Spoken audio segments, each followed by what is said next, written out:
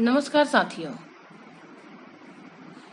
हम यहाँ पर NIOS के हाई स्कूल यानी कि माध्यमिक कक्षा का विज्ञान तथा प्रौद्योगिकी विषय का अध्ययन कर रहे हैं। और साथियों, ये हमारा एक व्हाट्सएप नंबर है 7895860757। अगर आप लोगों को विषय से संबंधित कोई भी दिक्कत है, कोई क्वेरीज आपकी हैं, तो आप हमसे इस नंबर पे मैसेज करके हमसे संपर्क कर सकते हैं। और साथियों, आप लोगों से एक निवेदन है हमारा कि आप लोग ये जो वीडियोस हम लोग बनाते हैं शिक्षा सबको पर, उसको अधिक से अधिक ऐसे ज़रूरतमंद लोगों के साथ शेयर करें जो कि किसी भी बोर्ड से, हिंदी मीडियम के बोर्ड से हाई स्कूल की परीक्षा की तैयारी कर रहे हो। तो अगर आपको लगता है कि किसी के लिए उपयोगी है तो आप ज़्यादा से ज़्यादा हमारी वीडियोस को शेयर करें। और हाँ, अगर आपने अभी तक हमारे चैनल को सब्सक्राइब नहीं किया है तो अभी आप पहले सब्सक्राइब कर लें और उसके बाद बेल आइकन को भी प्रेस कर लें, ताकि अगर हम कोई भी नई वीडियो, जो भी अपने विषय से संबंधित नई वीडियोज़ हम लोग बनाते हैं, उसका नोटिफिकेशन आपको टाइम टू टाइम मिलता रहे। तो आज हम यहाँ पर पढ़ेंगे मॉड्यूल 3 गतिमान वस्तुएं के यूनिट 10 बल और गति। तो सबसे पहला टॉपिक है बल और गति। बल मतलब फोर्स और गति मतलब मोशन, फोर्स एंड मोशन। बल और गति। यदि हम किसी भी समतल सतह पर कोई भी गेंद रखें तो वो क्या बिना धक्का दिए या बिना प्रेस किए क्या वो चलने लग जाएगी या वो हिलेगी? कभी आपने ऐसा करके देखा है? तो आपको करके देखना चाहिए। तो अगर हम किसी भी समतल सतह पर कोई गेंद रखते हैं तो वह तब तक विराम अवस्था में रहती है जब तक कि हम उसे हिलाएं नहीं। विराम अवस्था का मतलब होता है वो रुकी हुई रहती है अपनी एक ही अवस्था में। तो अगर किसी भी समतल सतह पर कोई भी गेंद या कोई भी वस्तु रखी हुई है तो वो तब तक नहीं हिलती है जब तक कि हम उसे हिलाते नहीं हैं। वह तभी गतिशील होगी जब हम उसे या तो धक्का दें या खींचें। ठीक है, अगर कोई बॉल समतल सतह पर रखी है तो कब चलना शुरू करती है? जबकि हम या तो उसे धक्का दें या उसको किसी चीज से पकड़ के खींचे। मतलब कि अगर हम बॉल में कोई धागा बांध ले और उसे खींचे तो वो चलना शुरू करेगी, और या उसको हम धक्का दे दें तो वो चलना शुरू करेगी। बिना धक्का दिए या बिना खींचे वो अपनी विराम अवस्था में ही रहेगी। किसी वस्तु पर लगने वाला धक्का या खिंचाव बल कहलाता है। अब जो हम अभी यूज कर रहे थे वर्ड, जो शब्द हम बोल रहे थे कि कोई भी गेंद समतल सतह पर तब तक अपनी विराम अवस्था में रहेगी जब तक उसे खींचा ना जाए या धक्का ना दिया जाए। तो ये जो खींचना और धक्का देना है यही बल कहलाता है।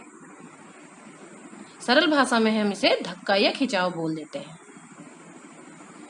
अब जरा आप सोचिए कि किसी वस्तु पर बल लगाने पर और क्या क्या होता है। आप कोई वस्तु के बारे में, चलिए एक आप गेंद का ही एग्जांपल ले लीजिए और अब आप सोचिए कि अगर हम उस पर बल लगाते हैं तो और क्या क्या हो सकता है। थोड़ा सोचने की कोशिश कीजिए। तो अब हम इन सारी चीजों को कि किसी भी वस्तु पर बल लगाने से उस पर क्या क्या प्रभाव पड़ेगा, बल के प्रभाव को हम कुछ क्रियाकलाप के माध्यम से यहाँ पे आपको दिखाएंगे। कुछ वीडियोस के माध्यम से हम आपको समझाने की कोशिश करते हैं। तो देखिए, और ये क्रियाकलाप आप खुद भी करके देखिए।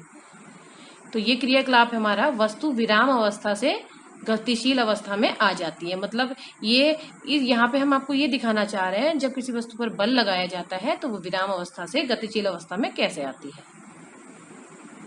ये देखिए, ये गेंद समतल फर्श पे रखी हुई है और ये अभी अपनी विराम अवस्था में पड़ी है। अब हम इस पे बल लगाएंगे तो बल लगाने से देखिए क्या प्रभाव पड़ेगा।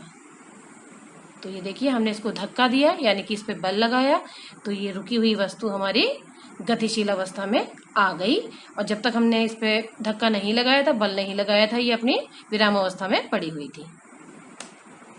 अब देखिए, ये दूसरा क्रियाकलाप है कि गतिशील वस्तु की चाल में परिवर्तन। ठीक है, तो बल लगाने से गतिशील वस्तु की चाल में परिवर्तन हो जाता है। ये प्रभाव को समझने के लिए भी हम इस क्रियाकलाप को देखते हैं। ये देखिए, ये समतल सतह है और यहाँ पे अभी आप एक गेंद देखेंगे देखिए, ये देखिए गेंद आई और हमने इसे रोक लिया। ठीक है, तो गेंद चल रही थी, इसको हमने हाथ से धक्का देके, मतलब थोड़ा सा पुश देके इसे रोक लिया। तो इससे हमें ये पता चलता है कि बल लगाने से किसी भी गतिशील वस्तु की चाल में परिवर्तन किया जा सकता है। पहले वो चल रही थी और जैसे ही हमने इसे हाथ से रोका ये रुक गई, यानी कि इसकी चाल 0 हो गई, तो इसकी चाल में परिवर्तन हो गया, गतिशील से विराम अवस्था में आ गई। अब ये तीसरा क्रियाकलाप है, इसमें हम दिखाएंगे कि बल लगाने से कैसे वस्तु की दिशा में परिवर्तन हो जाता है। तो इसको समझने के लिए भी आप देखिए, अभी ये एक समतल सतह है, यहाँ पे अभी ये देखिए एक गेंद आई और हमने इसे अपने हाथ के द्वारा धक्का देके इसकी दिशा में परिवर्तन कर दिया, इसकी चाल की दिशा में परिवर्तन कर दिया। ये सीधे आ रही थी, हमने इसे धक्का दिया तो ये 90 डिग्री के कोण पे मुड़ गई और ये इसने अपना पथ परिवर्तन कर लिया। तो यहाँ से हमें समझ में आया कि वस्तु की दिशा में परिवर्तन भी किया जा सकता है बल के माध्यम से। हमने हाथ के द्वारा चलती हुई बॉल को दूसरे डायरेक्शन में अगर धक्का दे देंगे तो उसकी दिशा बदल जाएगी। अब ये एक और क्रियाकलाप है कि वस्तु की आकृति में परिवर्तन। बल लगाने से वस्तु की आकृति में परिवर्तन हो जाता है। इसको समझने के लिए हम यहाँ पे इस क्रियाकलाप को देखिए आप लोग गौर से। ये एक फूला हुआ गुब्बारा था, दोनों साइड से हम हाथों के द्वारा इस पर बल लगा रहे हैं, तो गुब्बारे की आकृति में आपने देखा कि परिवर्तन हो रहा है। और फिर अगर हटा दे रहे हैं बल को तो अपनी वो प्रारंभिक अवस्था में आ जाएगी। तो यहाँ इस क्रियाकलाप से हमें ये समझ में आया कि बल लगाने से वस्तु की आकृति में परिवर्तन हो जाता है। तो एक बार फिर से जो जो हमने अभी वीडियोस देखे क्रियाकलाप के, उसमें जो हमने देखा कि बल का क्या प्रभाव पड़ता है किसी भी वस्तु पर, तो उसको एक बार फिर से हम लोग दोहरा लेते हैं। तो वस्तु विराम अवस्था से गतिशील हो जाती है। वस्तु विराम अवस्था से मतलब हमने आपको दिखाया था, गेंद विराम अवस्था में पड़ी थी, हमने उसे धक्का दिया, पुश किया, तो वो गतिशील हो गई, वो चलने लगी। तो जो धक्का या जो पुल है यही बल है। दूसरा, गतिशील वस्तु की चाल में परिवर्तन हो सकता है। गतिशील वस्तु की चाल में परिवर्तन मतलब एक बॉल चल रही थी समतल सतह पर, हमने हाथ लगा के उसे रोक लिया, इसका मतलब हमने उसको चाल को 0 कर दिया, उसे रोक दिया, तो चाल पहले वो चल रही थी अब वो रुक गई, तो उसकी चाल में परिवर्तन हो गया बल के कारण। वस्तु की दिशा में परिवर्तन हो सकता है, जैसे कि हमने आपको एग्जांपल दिया था कि एक बॉल आ रही थी, हमने उसे थोड़ा सा दूसरी डायरेक्शन में पुश किया तो उसकी दिशा बदल गई, जो पुश है वही बल है।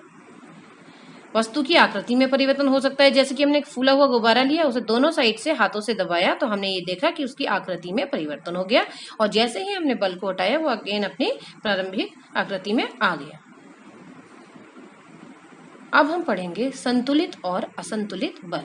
थोड़ा सा आपको नाम से ही पता चल रहा होगा, बैलेंस एंड अनबैलेंस्ड फोर्सेस। अब हम इसमें भी थोड़े से एग्जाम्पल्स के माध्यम से हम समझने की कोशिश करेंगे।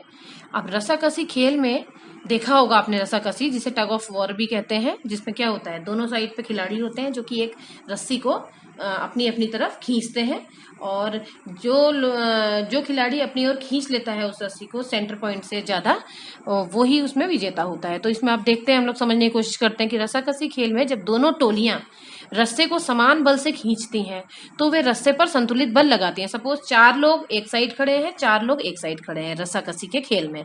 अब जब तक दोनों साइड का बल बराबर रहता है, आपने देखा होगा, जब तक पहली टोली और दूसरी टोली की ओर से बराबर बल रस्से पे लगा के उसे खींचा जाता है, तब तक जो होता है समान बल से खींचती है और संतुलित बल लगता है, तब तक वो किसी की भी एक की साइड नहीं जाता है। मतलब तब तक जो सेंटर पॉइंट है रस्से का हमने मार्क किया होता है, जब उसको इस गेम में हमें करना ये होता है कि खींच के अपनी साइड ले जाना होता है उसके मैक्सिमम हिस्से को। तो जब तक बैलेंस रहता है तब तक नहीं हो पाता है, दोनों लोग जोर लगाते हैं लेकिन बराबर जोर लग रहा है तब तक कुछ भी नहीं हो पाता है।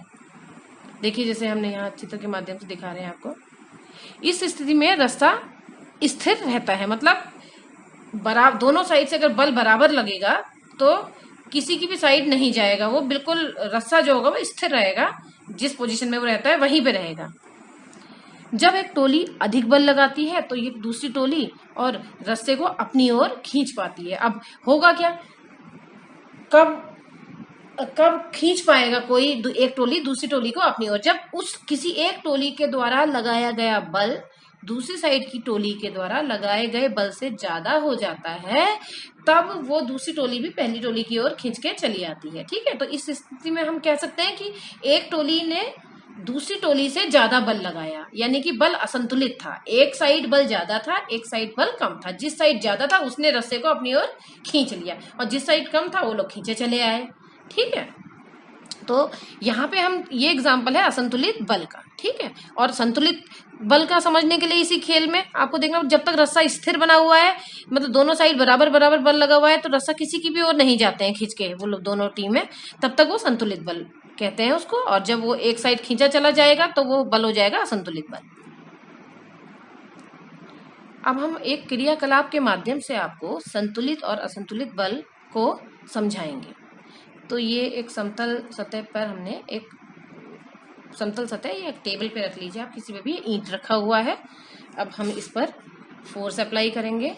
ठीक है, अब इसके माध्यम से हम देखते हैं कि क्या होता है। अभी देखिए आप, ये देखिए हमने राइट साइड से फोर्स अप्लाई किया ईंटे पे, तो ये हमारे लेफ्ट की साइड खिसक गया। अब हम लेफ्ट से बल अप्लाई करते हैं इस पे, देखिए तो ये राइट साइड चला गया। तो ये तो हो गया यहाँ पे असंतुलित बल। ठीक है, अब देखते हैं, अब हम दोनों साइड से दबाते हैं ईंटे को बराबर बल लगाकर, तो ये ईंट अपनी जगह से नहीं हिलता है। तो ये हो गया हमारा संतुलित बल का एग्जाम्पल। ये देखिए, फिर से देखिए, राइट से फोर्स लगाया तो वो लेफ्ट साइड को सरक गया। अब हम लेफ्ट से लगाएंगे फोर्स तो वो राइट को चला जाएगा। तो यह एग्जाम्पल यहाँ पे ये दिखा रहा है कि बल असंतुलित है, मतलब एक साइड से बल ज्यादा लग रहा है, तो वो जिस साइड से ज्यादा लग रहा है बल, तो वो उसको खिसका पा रहा है, धक्का उसको खिसका पा रहा है ईंटे को। तो यहाँ पे हमें ये समझ में आया कि संतुलित और असंतुलित। अब देखिए, दबाया तो ये नहीं खिसका, क्योंकि दोनों साइड से संतुलित बल लग रहा है ईंटे पे, तो वो अपनी जगह से नहीं हिलता है और अपनी जगह पे बना रहता है। क्योंकि इसका मतलब यह है कि राइट साइड वाला फोर्स लेफ्ट साइड वाले फोर्स के बराबर है। मतलब राइट हैंड साइड से जो हम फोर्स लगा रहे हैं, जब वो लेफ्ट हैंड साइड के बल के या धक्के के बराबर हो जाता है, तो वस्तु अपने स्थान से खिसकती नहीं है। तो यहाँ से हमने सीखा संतुलित और असंतुलित बल का प्रभाव किसी भी ऑब्जेक्ट के ऊपर, किसी भी वस्तु के ऊपर क्या होता है। अब क्रियाकलाप, या ये क्रियाकलाप हमारा, हमने आपको समझाने की कोशिश कर रहे हैं असंतुलित बल को। फिर से एक कंडीशन, अभी जो हमने पीछे दिखाई थी कंडीशन, उसमें हमने क्या किया था, दोनों साइड से जब संतुलित बल लगाया था, मतलब राइट हैंड साइड का बल और लेफ्ट हैंड साइड का बल दोनों बराबर था, तो ईंटा अपनी ही जगह पे रहता है। लेकिन ये इसी को हम एक दूसरे क्रियाकलाप के माध्यम से समझेंगे कि इसी कंडीशन में असंतुलित बल अगर हम लगाएं तो इस पे क्या प्रभाव पड़ेगा। ये देखिए, एक ईंटा है, फिर से अब हम इसको दोनों साइड से प्रेस करेंगे जैसे पहले किया था, और हमने उस चीज को बोला था कि संतुलित बल लगा रहे हैं दोनों साइड से, तो वो ईंटा नहीं हिल रहा था। ठीक है, तो उसी क्रियाकलाप को हम दूसरी कंडीशन के लिए आपको दिखाते हैं कि अगर हम इस कंडीशन में भी हम दोनों साइड से ही बल लगाएंगे, लेकिन देखते हैं कि क्या प्रभाव पड़ता है। देखिए,